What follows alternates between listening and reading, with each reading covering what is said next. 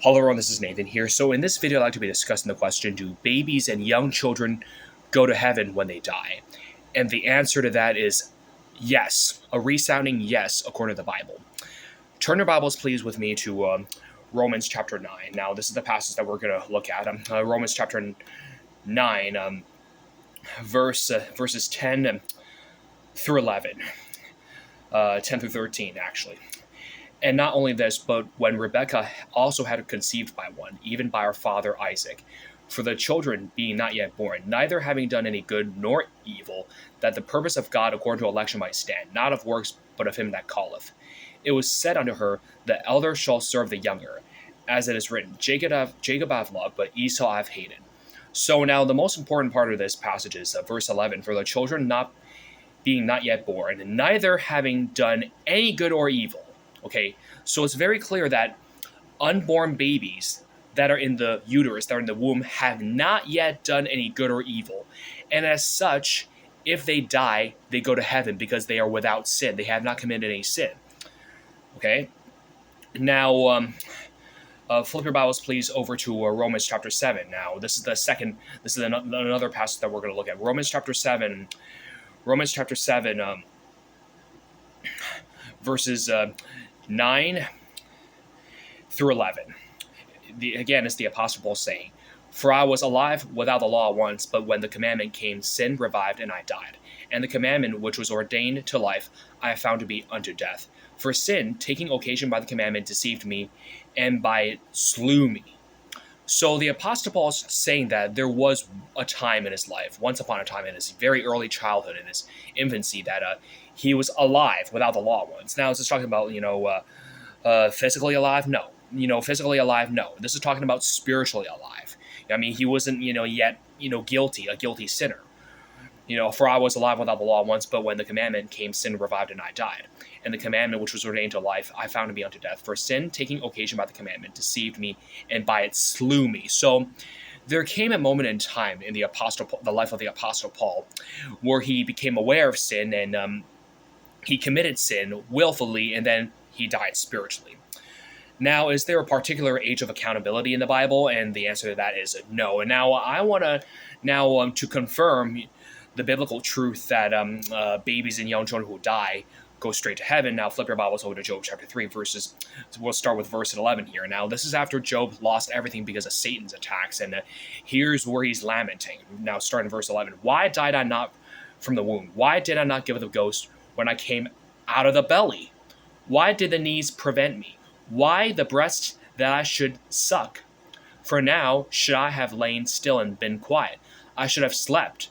Then had I been at rest, with kings and counselors of the earth, which build desolate places for themselves, or with princes that had gold, who fill their house with silver.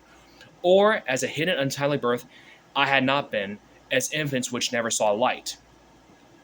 There the wicked cease from troubling, and there the weary be at rest. There the prisoners rest together, they hear not the voice of the oppressor. The small and the great are there, and the servant is free from his master. Wherefore light is given to him that is in misery, and life unto the bitter in soul.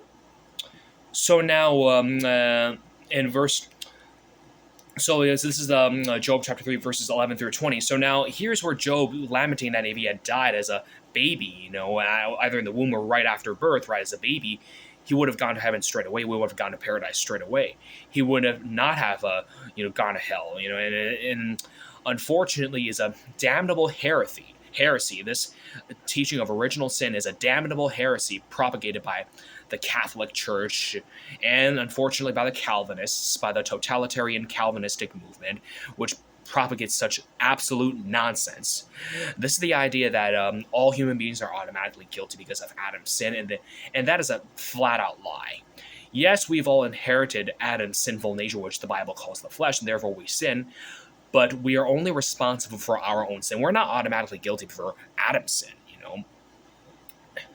Now, flip your Bibles over to Genesis chapter 3. So now I like to answer the question now, what is the age of accountability in the Bible? So now there is no particular number of the age of accountability, but now flip your Bible.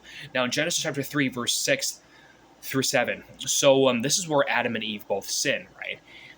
by eating the forbidden fruit. And when the women saw that the tree was good for food, and that it was pleasant to the eyes, and a tree to be desired to make one wise, she took the fruit thereof and did eat, and gave also unto her husband with her, and he did eat.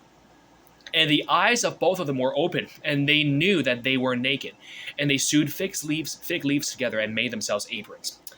Now, so after eating the forbidden fruit, Adam and Eve became aware of their own nudity. They were aware of the fact that they were naked, and they decided to cover their nakedness. Now, is this the case for babies? Are babies and young children aware that they're naked? Absolutely not.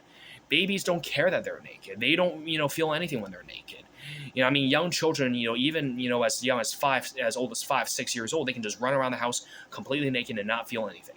It's only, when at some point in time, in later childhood, especially the teen years, that they become conscious of their nudity, that yes, at that point they are accountable to God. Now, there's no particular age of accountability in the Bible, because we see that there are young people, under 18, including Jeremiah, Joseph, and David, who were faithful young men in the Lord. Right? They're under the age of 8. They were all under the age of 18. They're all under the age of 20 at least. But they still had very strong relationships with the Lord. They were still proved to have strong faith in the Lord, which led to the Lord giving them great big tasks, such as being nominated king, prophesying, and of course, so we cannot forget the story of David being nominated the king of Israel as Saul's successor and fighting Goliath. So there is no particular age of accountability in the Bible. But what is important is that we as parents are to, teach our children the ways of the Lord. Right? This is the biblical responsibility as parents. Now, flip your Bibles over to Deuteronomy chapter 6, and then verse 6 and 7. And these words which I command thee this day shall be in thine heart, and thou shalt teach them diligently unto thy children, and shalt talk of them when thou sittest in thine house, and when thou walkest by the way, and when thou liest down, and when thou risest up. So, as Christians, we have a responsibility to teach our children. It is our responsibility as parents to teach our children the things of the Lord from the earliest age. That is our responsibility. And God bless you and have a good day.